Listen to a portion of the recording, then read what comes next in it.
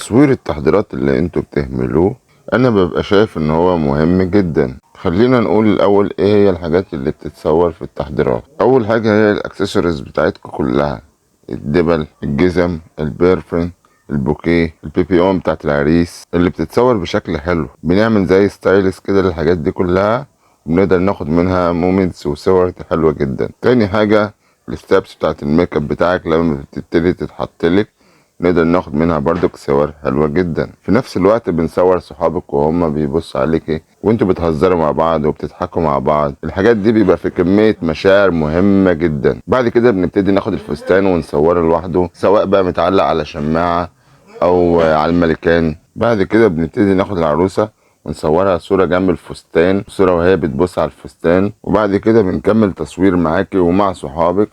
بعد كده بنبدأ نعمل ميني شوت كده في الأوضة، عشان برضك انت دافع الفلوس دي كلها عشان برضك تتصوري في المكان. نفس الكلام ده برضك المفروض بنعمله مع العريس. ايه بقى اللي بيخلي الحاجات دي كلها مهمة قوي؟ عشان انت في الوقت دوت وقت التحضيرات انت بيكون معاكي اهم الناس ليكي اللي بيحبوكي واللي يحبوا يشاركوا معاكي اجمل لحظات العمر، وهم اكيد بيبقى اكتر ناس فرحانين من قلبهم.